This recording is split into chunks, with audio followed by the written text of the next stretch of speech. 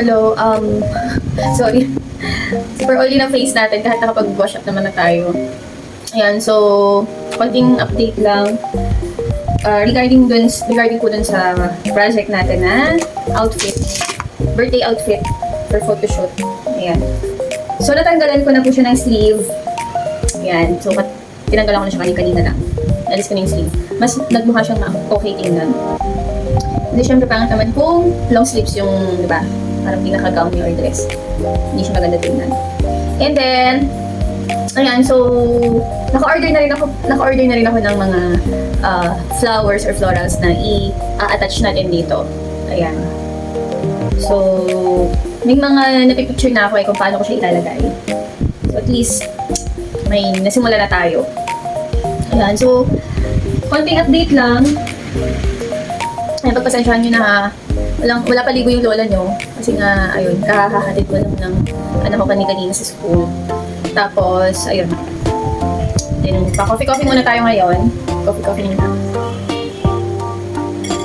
Yan. Medyo, hindi pa super ayos ditong room namin ng anak ko kasi ito yung dati nga yung playroom. Ito yung ginawa namin na tambayin muna ngayon. So, hindi na rin kasi siya hindi na siya naglalaro actually yung mga toys niya. Kaya yung iba, tinago ko na yung mga toys na yung iba, pinamili ko na. So, mas, ang interest niya ngayon ay more on sketching, tapos more on yun nga, parang hilig ko din arts and craft, kasi gusto din daw niya maging crafter, sabi niya, kagaya ko daw. So, hilig siya mag-cut-cut ng mga pictures and stickers, tapos ika-happy niya sa, sketchpad niya, hindi dalagin niya ng iba't ibang details. Actually, parang, ayan, nandito siya eh. Oh my God, pasensya na yun yung suot ko kasi pantulog pa ako outfit. Ayan. So, ano ba yung sample na ginagawa niya? Ayan! Tada! Ayan, so ganyan yung ginagawa niya. So, ayoko na masyadong pakialaman yung niya. Sorry, yung things niya. Ayan, so ngayon siya naayos-ayos ko na yung setup dito kahit papaano. Siyempre nga, nagsisimula pa lang tayo. Ang dami kong gustong bilhin, siyempre. Dami kong gustong bilhin ng mga organizer, table, ganyan. Sa ngayon nga, yung ginagamit ko na table ay yung laptop table lang. Pero, ayun nga, kaysa bumili, ito muna, kaya pa naman siya nakakinabakan. And then, yung mga ibang creations ko, andyan. Yung iba nakatago pa eh, so wala na rin kasing space. So, sa ngayon, ganyan muna siya. At least, diba? Kumbaga, lagi tayo magsisimula sa lang muna. Sa simple lang muna, sa mababa lang. And then, kung nag-earn na tayo, diba? Kung nag-earn na tayo, saka tayo bumili ng mas maayos na gamit. Pero, kung ano yung pwede pang mapakinabangan sa ngayon, gamitin muna natin. Ano po? So, yan, ito yung sleeve na naalis ko na. And then, ayun, hihintayin ko na lang po yung mga in-order ko online na mga fabric florals in ibang details pa para ilagay dun sa dress. So, kung paano ko siya tatahiin, lang din, handmade lang din siya. Kamay lang din yung gagamitin natin kasi nga, usually pag mag-a-attach naman ng mga ganyan, kamay naman talaga yung ginagamit. So, wala naman akong ibang ilalagay siya na nung una kasi yung plano ko, lalagyan ko siya pa ng ibang tela, pero inisip ko hindi na lang. Kung ano na lang yung size niya or haba niya, yun na lang. Instead of long gown na lang, so, ganyan na lang siya na mini dress. Tapos, lalagyan ko na lang siya ng petticoat sa loob para mag-fluffy siyang tingnan. So, yung simple lang din naman kasi, iniisip ko kung mag-rent pa ba? Sabi ko, pwede naman mag-rent na nga lang, huwag na natin pahirapan yung sarili natin. Pero, iniisip ko kasi, hindi naman bonggahan nga yung, yung birthday niya. Simple lang talaga yung gusto namin. Kasi, ayun, gusto ko rin na, parang mapakita namin sa kanya na, kailangan maging simple lang din, So, ayaw namin na, ako lalo na ako, sorry, ano naman yung ingay. Ayoko ng, parang, tumatak sa isip niya or parang pumasok sa isip niya na kailangan kung ano yung nakikita niya sa iba niyang kaklase, kaibigan man or kakilala ay kailangan ganun din yung, di ba, ma-experience niya. Kasi yun nga, most of her friends, lalo na dun sa dati niyang classmates, mga bonggahan yung yung mga nila, like photoshoot and event during their birthdays. Ayun. So, yung kay Sheila naman, pinaplano nga lang namin na simple lang siya. Saka, mas gusto ko talaga na, for me, mas gusto ko na simple lang yung anak ko. basta mas nakikita ko sa personality niya na yun din yung bagay sa kanya. Na maging simple lang din. Ayan, so, sorry na ano yung, tinaas ko kasi yung bangs ko kasi, ayoko lang na may bangs ngayon. Actually, pinapahaba ko na siya eh. Nagsama niyo yung lola mo sa bangs, so ganyan na lang muna siya. Ayan, so, ayun, konting update lang. Babalitaan ko kayo once na sisimulan ko na siya. So, ayun nga, for now, ganito lang muna. And then, niisip ko mag-record kung paano siguro gumawa ng kasi sobrang dami ko nang gawin, siguro, flowers din siguro, like, crochet, flower, hair clips, ayan. Yan yung pwede natin gawin. Sa ngayon kasi, ayan, medyo masama din actually yung pakaramdam ko. So, and then yung ibang materials nga kasi, hindi ko pa na-organize talaga. Kaya, ang hirap mag-start kung ano yung kailangan gawin. So, ayan, ganyan lang muna tayo for today's video. Simple-simple, ano lang muna vlog. Actually, may mga naghihintay pa sa akin gawain dun sa baba. Dami pa. May mga kailangan pa akong gawin dun sa baba. So, ano lang muna ngayon kasi me time muna ako, nag-coffee. Like, nag-sound trip, and then nag-reflect, ganyan. May mga podcast kasi akong pinapakinggan na about nakakatuwa. Sobrang very inspirational yung content niya. Tapos basta nakaka-relief yung feeling eh. More on positive lang yung niya, yung podcast niya. It's more on parang reminding na mag-take it slow lang, na hindi kailangan magmadali, hindi kailangan i-rush or mag-pressure sa mga nangyayari sa buhay. So, kagaya ngayon, hindi masama kung sa pakiramdam mo, hindi mo feel ngayon na magikilos or maglinis talaga ng bonggang-bongga sa bahay niyo. Okay lang yan.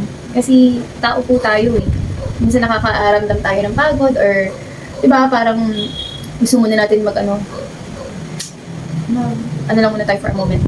Ikaw muna ako ng kape. Diba? Kape muna tayo. Upo lang. Hindi natin kailangan i-pressure yung sarili natin. Kailangan kong gawin ito agad-agad.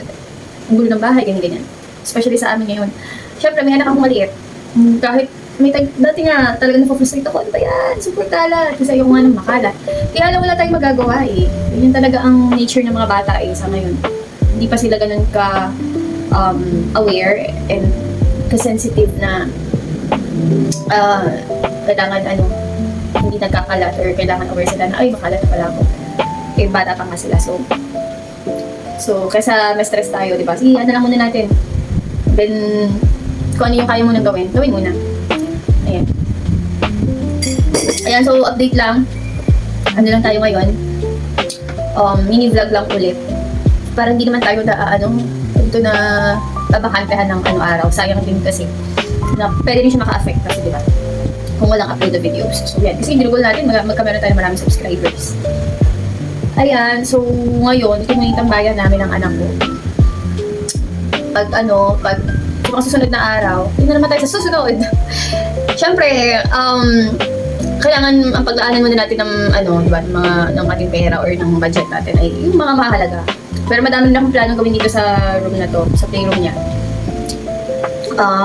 Bala ko lagyan ng mga beanbags, kasi ito kasing bahay namin ngayon na inuupahan ay bali 3 bedrooms siya. So ito yung pinakamaliit na bedroom. So kaya ito yung ginawa namin na playroom niya. Yung isa, doon lang kami natutulog. And then yung isa, nandun lahat yung mga damit namin or gamit. Ginawa lang muna namin stock room. Super kalat na. Hindi, ginising ko pa rin yun. Yung pinakamalaking room, siya yung ginawa namin stock room. Tapos, ayun, yung isang room, doon kami natutulog. Magkakasama pa. Hindi pa naman kasi namin hinihiwala yung anak namin. Una-una nag-iisa yan. Tapos, babae. Tapos, hindi pa niya kaya.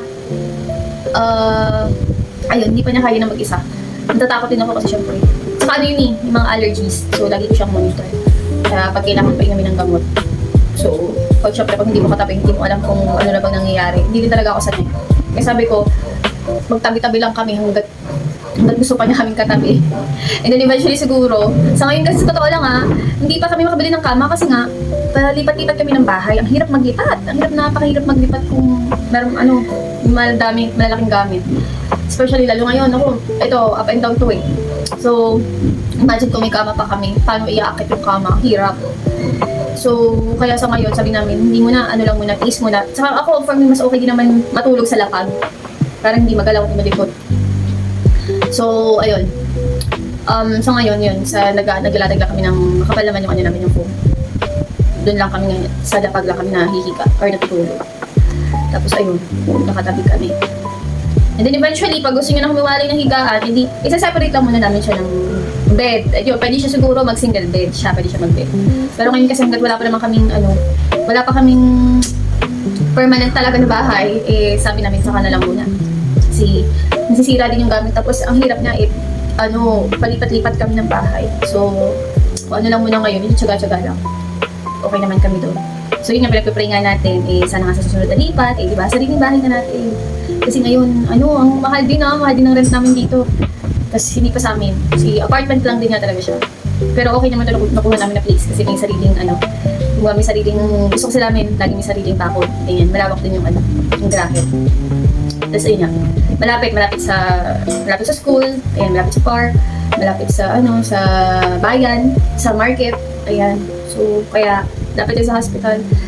Kaya, ito yung namin, napili namin na bahay. Yan, ito yung napili namin talahan kahit na medyo malaki-laki din yan. Okay lang yun, at least comfortable naman kami. Tapos, ayun nga, hindi naman siya pang matagalan So, sa ngayon kasi, ayun. And then yun, inilipat namin yung anak namin dito sa school na malapit lang din para sa ngayon, ganun muna yung setup namin. Kung ano yung muli malapit, ano yung mas accessible, kung ano yung, hindi hassle. Kasi lalo na dito sa, dito sa Lipa, traffic. So, sabi namin, sige, na lang muna papasukin kasi, malapit. So, ayan, sa isang hindi siya private school ha. Dati sa private school nag-aaral ng anak namin. So, ngayon, pinili muna namin na, mag-public school muna, okay naman yung school. Practical na lang din muna ngayon, tapos, ayun nga, inoobserba naman din namin kung pag-benefit yung anak namin. Sa ngayon naman mukhang okay naman siya. Tapos, ayun, hindi nga hassle. Una, tapos, walking distance lang kasi. Hindi na namin kailangan masahe. Tapos, ayun nga, hindi nga hassle, hindi traffic. Anytime pwede mo sunduin kung magka-problema yun sa school o yung anak mo, di ba? Anytime makakatakbo ka agad papunta sa school. Kasi yun yung lagi namin, tinitingnan. Even sa dati naming bahay, sa dati niyang school, ang pinipili namin yung malapit lang. Yung kayang lakarin, yung kayang puntahan agad-agad. In case of may emergency. Lalo na ngayon, di ba? Sa mga nangyayari ngayon, nakakatakot. Ang hirap ang hirap maging kampante pag nasa school yung anak. So, yun yung lagi ko pinagpipay sana yung mga bata, di ba? Ayos, okay sa school. Kasi nakakaawa naman sila, di ba? Lalo yung mga walang buang na, Pero so far, dito sa school na to, may mga guards naman tapos. Nag-check naman sila every morning from time to time na. Every morning. Pag papasok na lahat ng estudyante, chinecheck nila, meron silang pang-monitor doon. Chinecheck nila yung kung ano yung dala ng mga bata, ganyan. Tapos kailangan may gate pass. So, hindi ka pwede maghatid or magsundo ng bata kung wala kang gate pass. So, yun yung good thing. So, again, at least safe naman yung bata. O yung mga bata doon. So far, wala namang kaming nababalitaan or naririnig na mga, like, yung balita ngayon na may mga nagdadala ng patalim or something. Ayun, so, ayun muna. So, sorry kung wala pa akong nare-record na video kasi talaga, ang bala ko nga sana is yung itong dress. Gawin ko na siya, kaya nga lang wala pa hinintay ko pa yung hinintay ko pa yung mga ilalagay natin for dollar natin. So, sa ngayon, konting lang muna ulit tayo update. Mini daily vlog muna tayo ngayon. Tapos gusto ko pala ito i-share, pero medyo nagawin na siya. Ayan, gawa ko lang din siya ha. It's a felt cloth toy. So, ako lang din yung gumawa niyan. Gawa kayo para sa anak ko. Ayan, meron tayo dito tinapay. Look. Diba? Ayan, gawa ko lang din siya ha. So, gawang kamay lang din. Lagi naman kayo, mga talaga, handmade talaga yung ginagawa ko. Ayan, sorry. Ayan, so siya. Felt cloth lang din siya. Ayan, sorry ha, masyadong yung lumanag. Ayan, sorry, nagtatak. Ayan, sige, mamaya na natin siya limutin. Ayan, meron din cake. O, diba? Sa felt cloth. Ayan, meron din tayo dito. Ayan, egg. Addition sandwich. Ayan. O, diba? Meron tayong, loaf bread and an egg. Diba? Ayan, dito, sige. Pwede ko magawa ng video nito. Later. Gagawa ako ng video nito.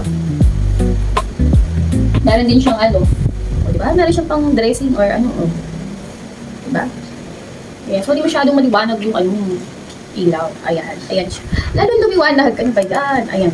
Ito. Ayan. Felt cloth lang din siya. Masyado sigurong, ayan. Felt cloth lang din siya. Sorry ha. Ayan. Medyo ganyan ko yung camera.